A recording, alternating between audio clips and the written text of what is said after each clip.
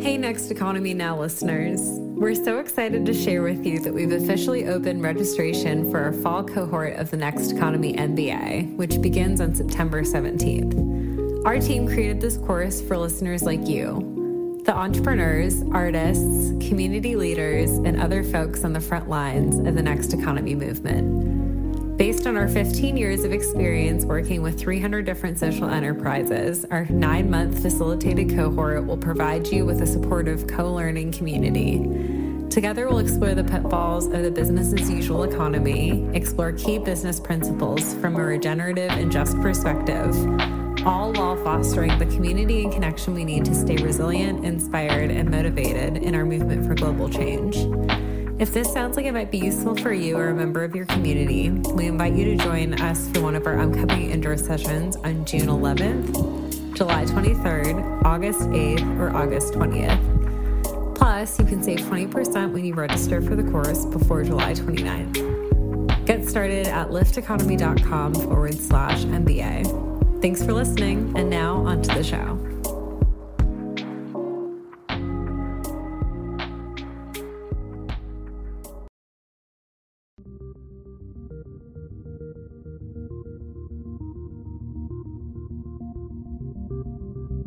Welcome to Next Economy Now. The goal of this podcast series is to highlight the leaders who are taking a regenerative, bioregional, equitable, democratic, racially just, and whole systems approach to creating the new economy. Hello, my name is Erin Axelrod, and I'm a partner at Lift Economy, and I'm so delighted to welcome Tao Orion to the show. Tao is the author of Beyond the War on Invasive Species, a permaculture approach to ecosystem restoration, published by Chelsea Green in 2015, and People as Purposeful and Conscientious Resource Stewards, Human Agency in a World Gone Wild, which was published in Rethinking Wilderness and the Wild. Tao consults on holistic farm, forest, and restoration planning through her company, Resilience Permaculture Design, LLC, and she holds a degree in agroecology and sustainable agriculture from UC Santa Cruz, and a degree in climate change, agriculture, and food security from the National University of Ireland. She lives with her husband, 2 children, an array of fruits, vegetables, seeds, nuts, and animals on her southern Willamette Valley smallholding, Veriditas Farm. Welcome, Tao, to the show. Thank you so much for having me. It's great to be here. I wanted to start for our listeners where you have this incredible vision at the end of the book that describes a world where we can absolutely meet human needs with no one left out. I wanted to start there. Could you bring our listeners into that vision for a moment? Sure.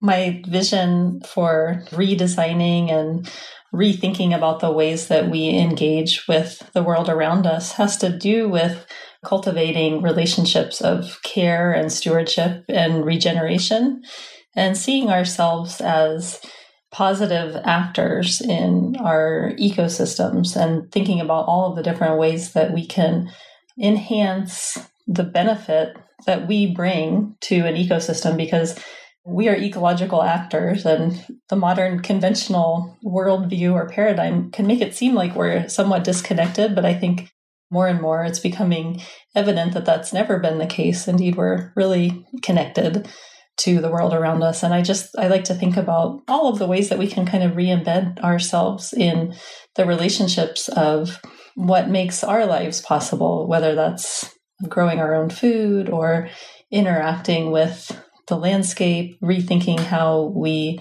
harvest water or make use of water in our lives, the forest resources that make our lives possible, the plant and animal relationships that are coexisting all around us.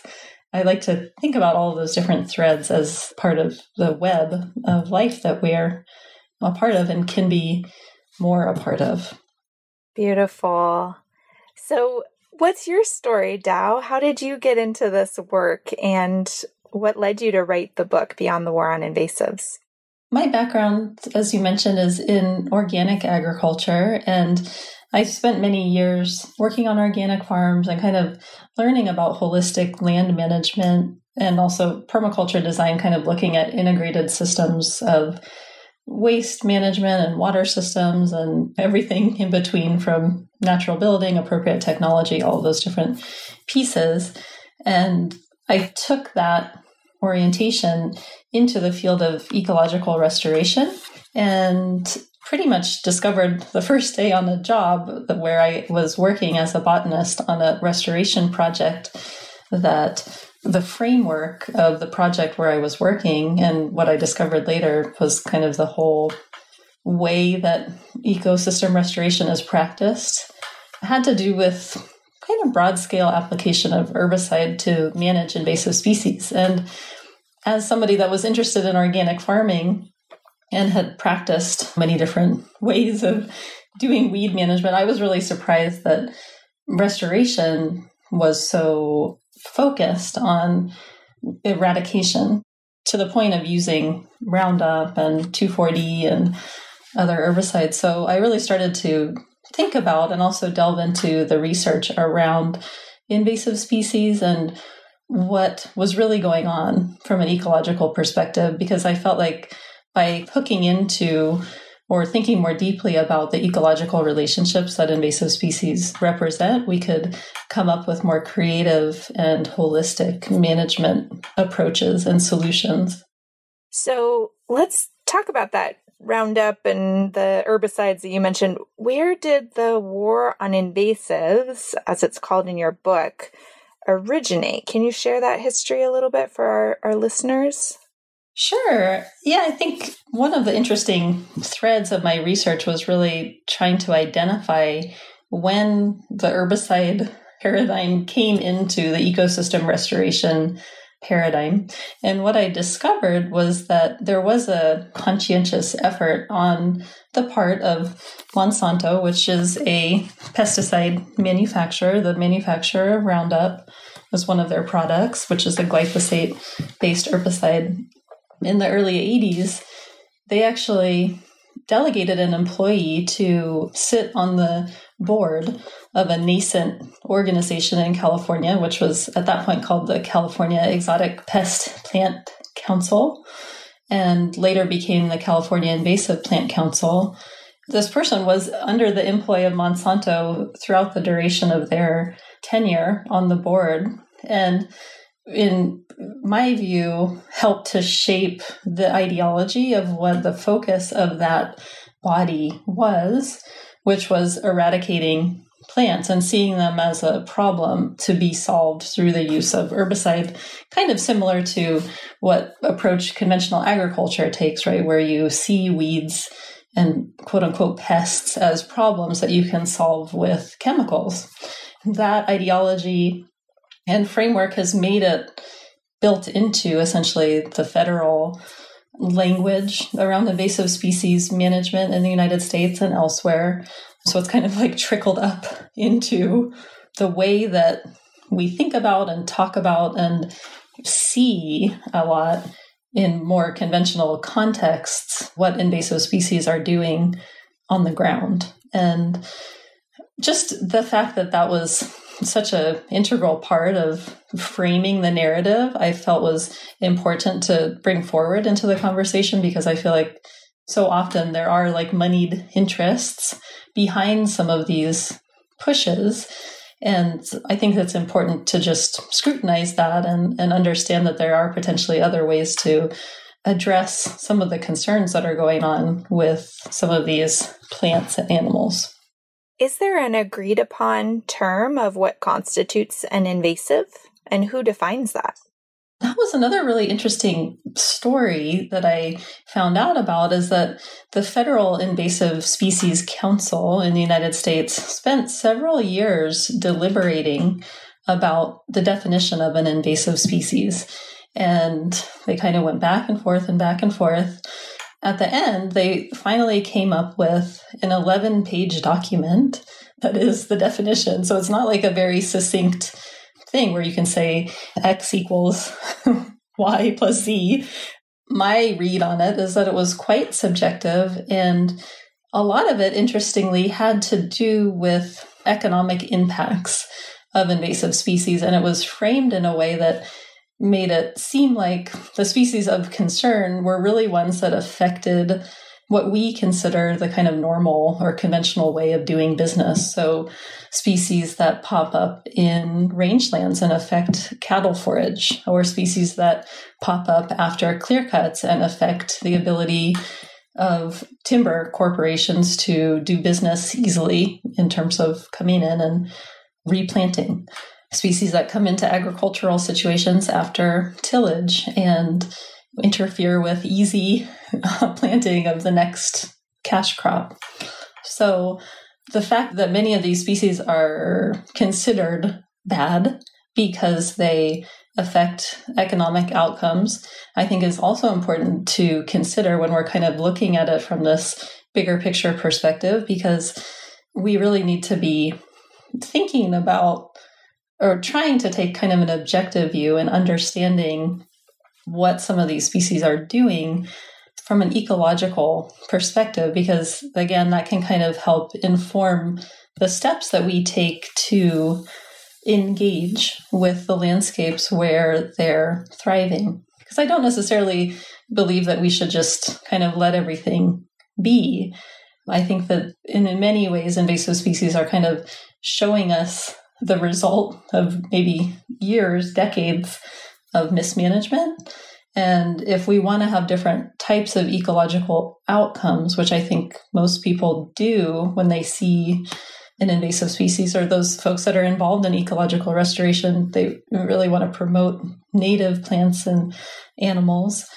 And that's great, but we really need to be looking at what happened in the interim to get from a landscape that supported native plants and animals to one that doesn't support them any longer.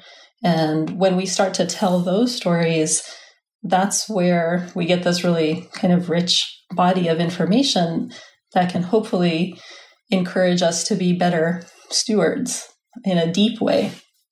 Just to be clear, this 11-page document that defines invasives, it's put out by the USDA, or?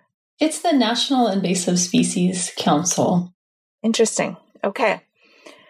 So I'd love to hear your perspective on what do you feel has been the implications of this war on invasives from the standpoint of how it's affected communities, particularly those that have been most marginalized by our quote-unquote economic system? Yeah, I mean, I think a big piece of this that I really have tried to bring to light in many restoration contexts is the disenfranchisement and dispossession of land and management of indigenous people, especially in North America, where fire-based management, for example, was widely practiced by many indigenous people throughout North America. Moving those people, taking their land away and taking that type of management off of land and replacing it with grazing animals like cows and sheep, pigs, all of the different hydrological changes that have happened in terms of like damming rivers and draining wetlands and all of those actions have huge ramifications for an ecosystem. And I think that there's kind of a fundamental lack of understanding, which I think has changed a little bit over the past few years, but just how much indigenous people were engaged in a conscientious shaping of ecological characteristics.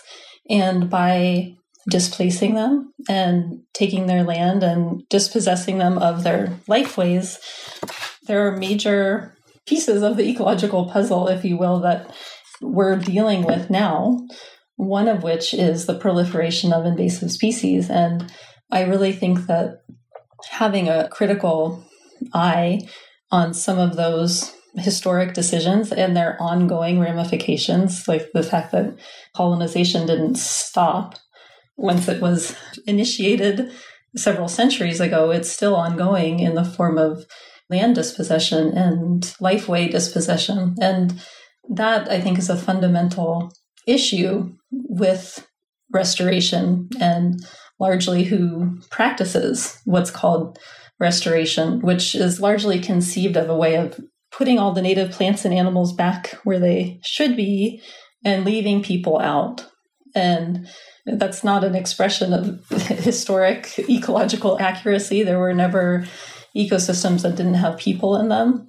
And it's a kind of myth that is part of a colonial legacy of understanding land and this idea of pristine nature that I think really needs to be fundamentally questioned and changed, and bringing Indigenous knowledge and practice back into the forefront of ecological engagement, I think, is critical to this work. So that's something that I think kind of underlies all of this. So in a couple words, you're kind of saying that it's not the species that's the invader, right? The problem is not with the invasive species, it's with the whole context of white supremacy and colonization and land dispossession, and that's creating these conditions for the term opportunistic species. Or, yeah, can you say a little bit more about that?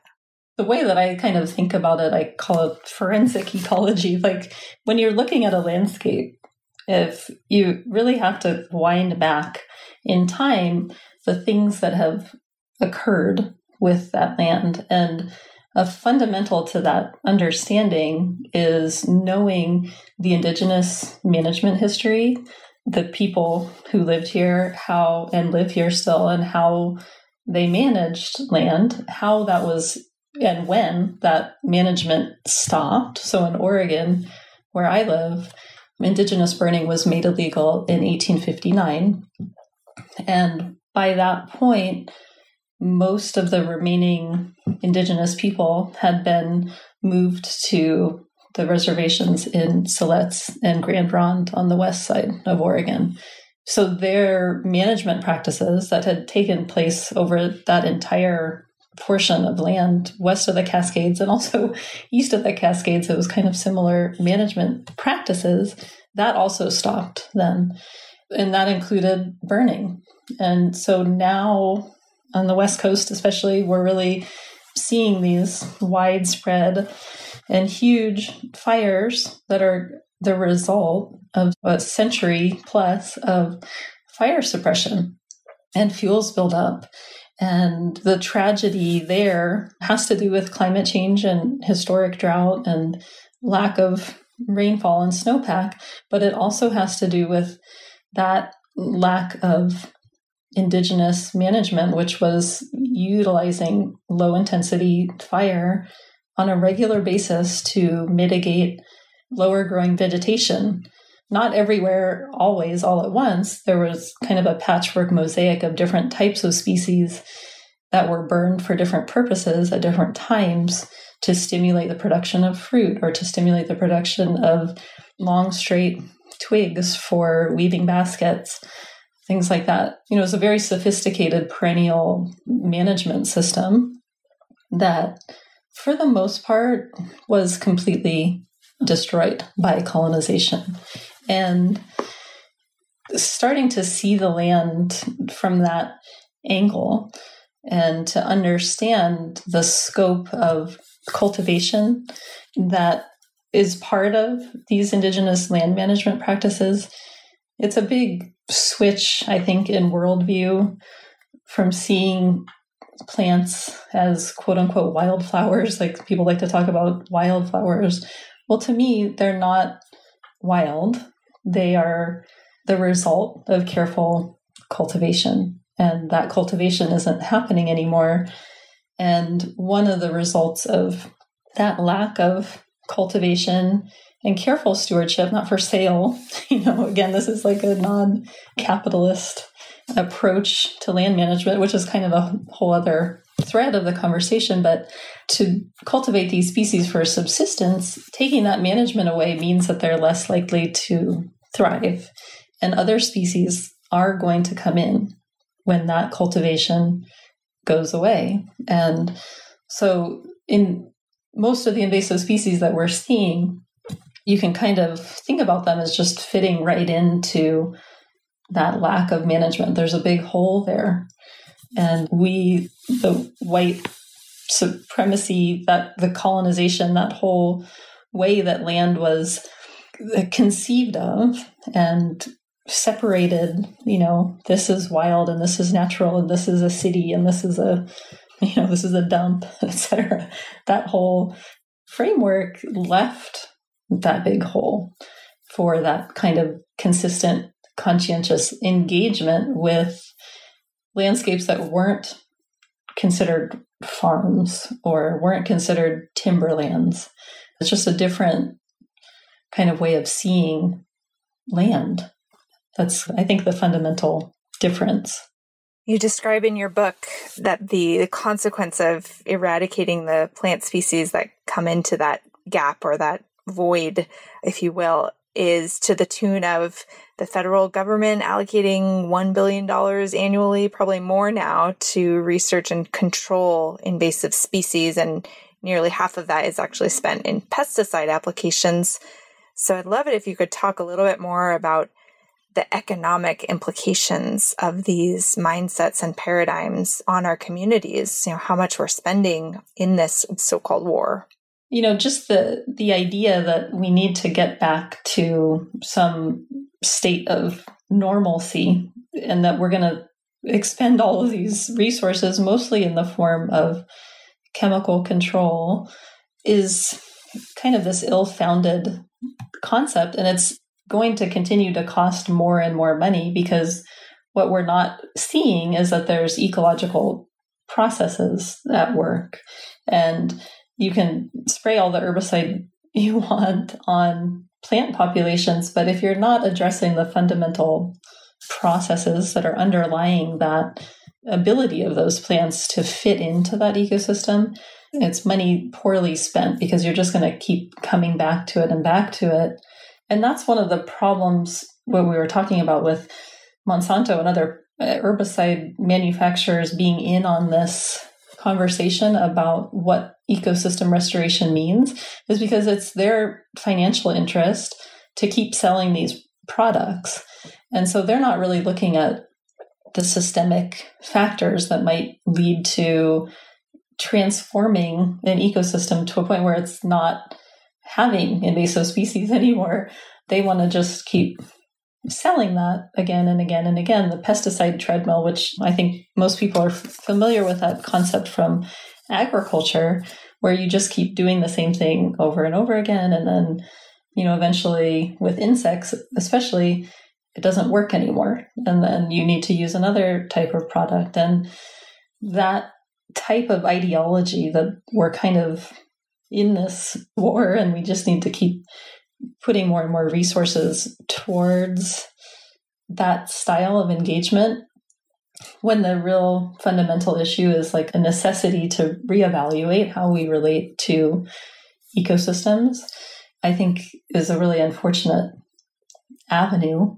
That ecological restoration of all of the different things that people are doing to try to, make a better home for all of us, that in particular, I feel like we should be rethinking how we engage with that and rethinking how we spend that money that's being put towards this kind of noble goal. But it's kind of like, I don't think that the ends justify the means, and we could instead be reinvesting that money into doing very different types of activities, like funding Indigenous leadership to engage with traditional skills and their traditional lands. Instead of spending more money to Monsanto, like, let's redirect it into something a little bit more, or a lot more regenerative and socially and economically integrated and much more meaningful socially and ecologically over the long term. I'd love to get into some of the work you've done, and if you can bring forward any case stories of partnerships with plants that you have cultivated where you saw kind of they were going down the direction of using the pesticides or herbicides, and there was an opportunity to shift that and try something new, and what the results were on both communities and economics and the plant ecotones that were affected. Sure. Well, the job that I mentioned that I had gotten that kind of stimulated my interest in this topic, basically after that first day when I learned that there was a lot of herbicide being used and part of my job was going to be continuing to apply it, I pretty much said, you know what, I'm sorry, maybe this was a misunderstanding, but I would really prefer not to do this. However, if you want to keep me on, I'd be happy to come up with some creative solutions to manage this site without using herbicide. And it kind of went up the chain of command, the hierarchy of the county government that I was working for. And they decided to do a test pilot project. And what we ended up doing was kind of allocating some of that funding to hiring a local youth crew from an alternative high school that has a conservation corps. And they came out once a week and worked with us. There's a crew of 8 to 10 high school age kids. And for over the course of a year, we really got a lot of work done on the site. And we were managing mostly false dandelion and rat-tail fescue and some pennyroyal, which are common in this wetland type environment. And just by having that number of people out on the ground, and in this case, the kids were getting paid, they were getting high school credit, they were learning skills and engaged out on the land in their local ecosystem and having fun. There was so much more richness to that engagement. And that project's ongoing. They're still out there 6 years later, and it's kind of built into their curriculum now that they go out to this site and continue to work there. They do planting now. They do some weeding still. They're not applying herbicide, and that was kind of my thing. And I think the school administrators agreed that that's not a good idea for young people to do. So we just looked for all these different ways that we could engage differently and make it into a more enriching experience. So that was cool. And, I think that the success of that project ecologically, it worked out, and they've been able to successfully manage that 64 acres by hand with having this crew come out there regularly. And then it has all of these kind of ripple effects throughout the wider social ecology of the site and the students and the families, and it has these kind of other benefits that came along with it. You talk about in your book large-scale eradication projects of salt cedar in the Colorado River, 80 million here to eradicate salt cedar that is really there because we've completely disrupted the hydrology. Are there other examples, maybe ones that you read about in your research or discovered in your research, that are actually like, what could we do instead of spending that money? Similar to what you just shared around the 64 acres, but other examples that you came across in your research from other parts of the country? Well, one thing I think about a lot where I live is just the timber industry and its focus on Scotch broom as an invasive species and kind of the wide-scale eradication that they engage in. And it's kind of an interesting story because the type of management that's widely practiced here in Western Oregon is clear cutting. So, up to 160 acres can be cut all at once. The soil is left bare and exposed to the sun and the rain. And the species that comes in, Scotch broom, is a super hardy, drought-tolerant, nitrogen-fixing shrub that, if left to grow, would actually be seen from another perspective beneficial because it's actually enriching the soil and making it more possible for other types of plants to grow there.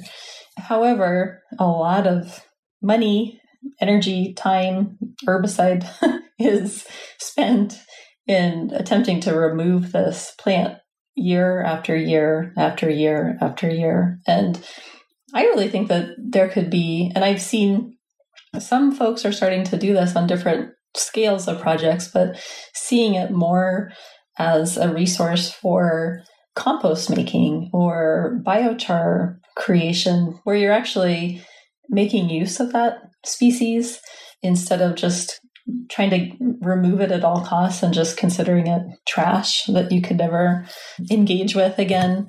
I know there's some other folks doing some really good work with kudzu, which is another invasive nitrogen fixer, but it grows more in the southeastern United States.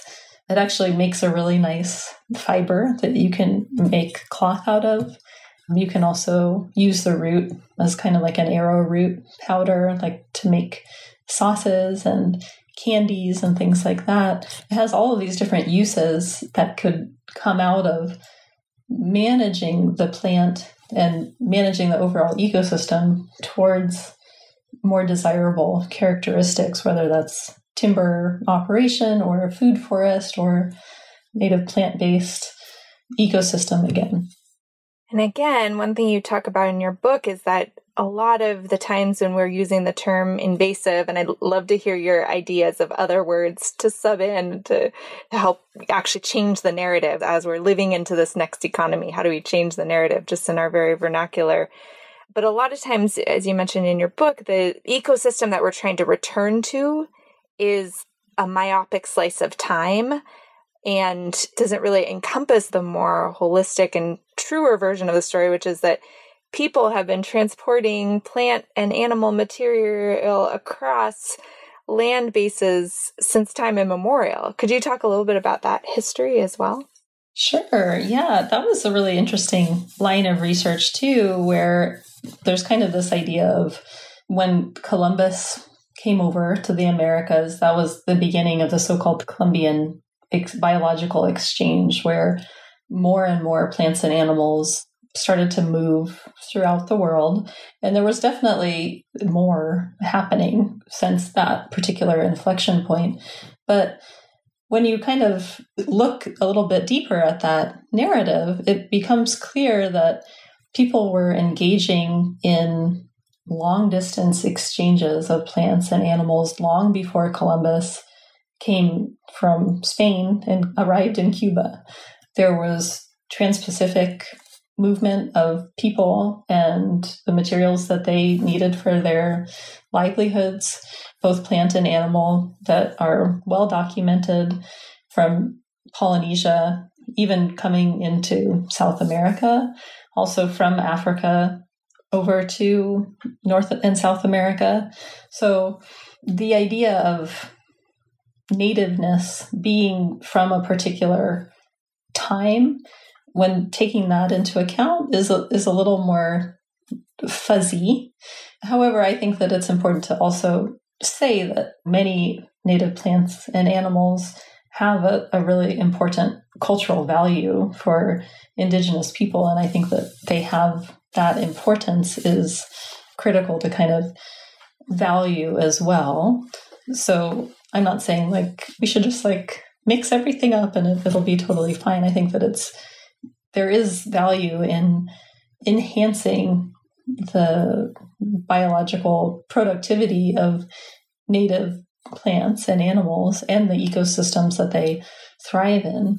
I think another thing that is kind of being overlaid on that now as we contend with the increasing effects of climate change is how plant and animal communities are also moving in response to that. So the way that I kind of talk about this sometimes is like there's a lot of layers to this onion. It's not like it's just one thing or a linear answer. There's a lot of different threads to the web to consider when you're making decisions. But climate change and adaptive or assisted migration piece of thinking about where species are likely to survive in the future and pre-planning that now is also an important part of this conversation. Thank you so much for mentioning how nuanced and complex this is. I really appreciate that about your work. And another thing I appreciate about your work is I gather that you seek to be as connected to your material and food culture as possible, and that is a really important stand for the flourishing of native ecosystems around you, because it means if you're responsible for growing a portion of your own food, it means you're not authorizing the degradation of native ecosystems elsewhere by endorsing even an organic monocrop tillage, farmstead that could be disrupting ecosystems elsewhere. So could you talk a little bit more about that and kind of how you hold that conversation? That's such an important piece of this conversation as well, because I think in some conversations I've been in, there's this focus on, let's plant native plants in our yards, and that'll be helpful for pollinators and enhancing their populations, which I definitely agree with. However, what that also means is that you're probably just going to be going to the store and buying food that's grown in a native ecosystem that's been disrupted in the name of agriculture. And so both of those things need to be examined a little bit, and kind of a question of, can we produce at least some of our food in the context of also planting back and enhancing native plant systems, either in our yards or in our neighborhoods, local communities. What does that balance look like? I know several years ago, it kind of struck me, this whole idea, because I was traveling through southeastern California, around just east of Santa Barbara. I went to visit Quail Springs, which is kind of a permaculture village site. And that whole area around that site is dedicated to carrot production. Some of it is organic carrot production, and it's literally an ecological desert. And what was a kind of a highly biodiverse area now is actually desertified, and they have 1,000-foot deep wells. They're taking this really deep old aquifer water out and spraying it up into the air, and it's just untenable. And it's unfortunate that the pursuit of efficiency in agriculture has led to that scale of ecological disruption.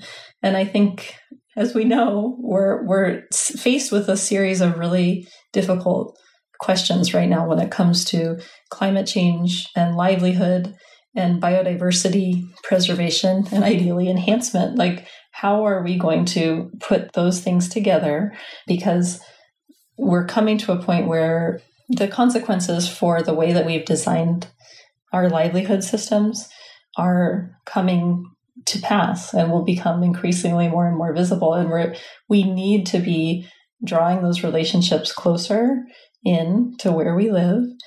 And one of the things I like to talk about as important is it's not all about us. These design systems aren't just human-based. We should really be thinking about how we're providing for all of the other species that inhabit this place, and making sure that at least a portion of what we do, what we grow, how we're, the time that we spend in the landscape is for them. And so, it's not like a hard and fast, 50% of your land should be this or that, but really designing with all of the creatures, including us, in mind, I think is important. Thank you for bringing that awareness. Sometimes the mainstream narrative of going to the grocery store and it's such a benign choice to purchase a bunch of carrots, and really when you dig into it, it becomes more complex. Which products are good and which products are bad if we get into those binaries. Right. So tell us a little bit about your Resilient Design LLC and what you're doing right now, and anything you'd like to share around how you work with clients. Sure. Yeah. I mostly do kind of larger scale forestry, agroforestry, regenerative agriculture, and water system planning. And it kind of goes on many different scales, I guess, but One of the things that we're really looking at is how to balance and increase the biodiversity piece that we're talking about in the context of making it possible for people to still thoughtfully steward land in an economic way, and trying to kind of chart a middle path, I guess, between what is all too common, at least around where we live, which is a pretty large-scale exploitation of ecosystems in the form of timber extraction, and creating systems that allow for the forest ecosystem to still thrive while being able to do sensitive harvesting, selective harvesting, incorporation of non-timber forest products, potentially, regenerative grazing systems and water harvesting systems that help to restore watersheds and stream flow and things like that. Amazing. Thank you so much for doing that work. Yeah, it's fun.